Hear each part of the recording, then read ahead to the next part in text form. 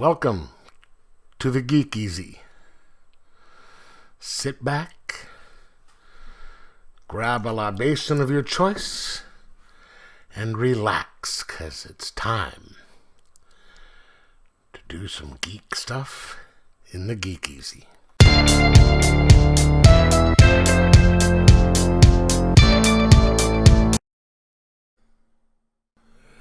Welcome back to the Geek Easy, fellow geeks. Let's grab the beverage of your choice. Because today, we'll be talking about the Vault of Horror EC Archives #1. Alright.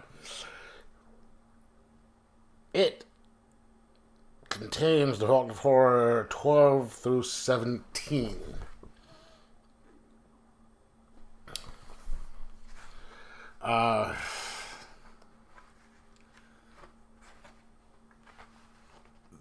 It has a foreword by R.L. Stine.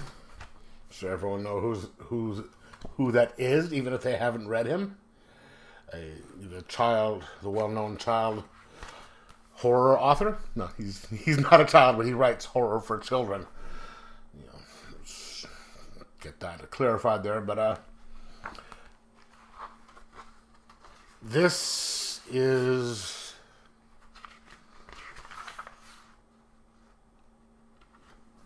just one of those wonderful series. Of course, this has, I guess that is a really well-known cover amongst the horror community right there.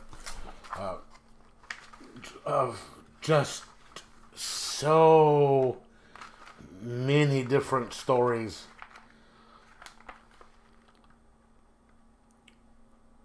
with pre-code horror, and with each story has a little,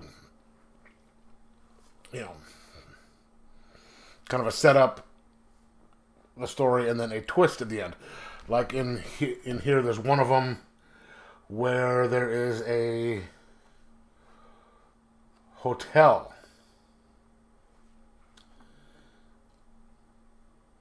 where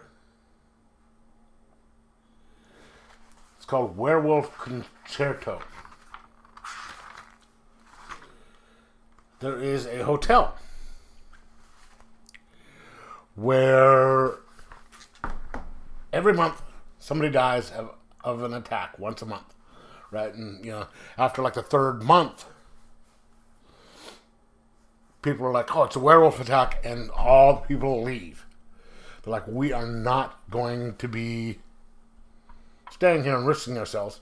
And so the manager is just freaking out because the place is not pulling any money, and he wants to keep his job. So he finds out that there is this famous piano player who is coming into town. She'll be playing a couple miles away. So he's like, all right. He calls up her management and says, "Look, this is the manager of this hotel. I want to offer her our suite on the top floor. She can stay here the whole time for free." I was like, "Oh, great, perfect." So that, he's figuring that'll draw people in. And she shows up. She's only seen at night. She has her own piano that is brought up there, but then no one ever hears her playing it. And no one ever sees her eating, but she's there, and people start showing up. Like, "Oh, great, hey," and it works until the next full moon, and then someone dies. And I guess it's, they do it the 2 or 3 times a month thing, so as opposed to 1 to a month. And then we find out what's really going on at the end of the story. I don't want to give away the twist, but it's stuff like that. We find out the situation is not what we think it is.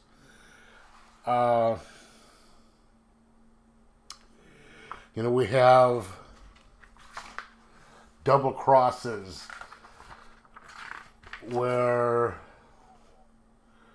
we have three buddies, right, who go to a wax museum, and all these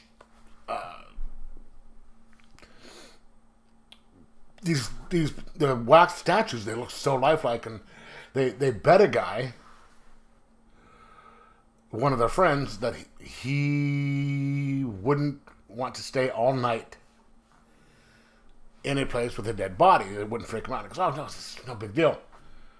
So what they're going to do is they go dig up a body, right? And he's supposed to stay with that body all night. But when the one guy who's agreed to the bet leaves to go up and say, okay, I'll be back, one night, they take the body back and go hire the guy who is the manager of the wax museum to pose as the body, and he's going to scare his friend. And they're going to pay him some money for it. And as per these stories, something happens that you aren't expecting. And there's every once in a while you can see how it's going to turn out. But usually it is a really, really good ending that you don't see how it's going to wind up. And those are, two of my favorites right there in this one. And by far, not my only ones. But, here's another one. We have a guy who he's a comic writer for, horror magazines. Obviously, sort of like these. And he's falling behind in his stories because all of his friends keep coming over to his apartment at night and partying, so they distract him so he can't get his stories done. And it's really pissing him off. So what he does is he just says, all right, screw it. And he goes and he finds this house, buys a house. It's supposed to be, they say it's haunted, but he's like, no, I don't care. And he's, goes and starts writing all this stuff. He's doing a great time. And all the people, it takes a long time for them to notice that he's gone. And they decide to come and hang out at the party with him, or go to his house. And maybe it is haunted, maybe it's not. But each one of these things, it covers a variety of different things, and they are just so fun to read. And I enjoy the hell out of them. So this is a 5.0 out of 5. And if you like the Tales from the Crypt TV show, that was based on books like this. This and Tales from the Crypt are one of the books published by the same company, EC. And they're also one of the books that led to the Comic Code Authority. So, anyway, let me know if you've read these, what you think of them, and like, subscribe, and most of all, enjoy your horror comics.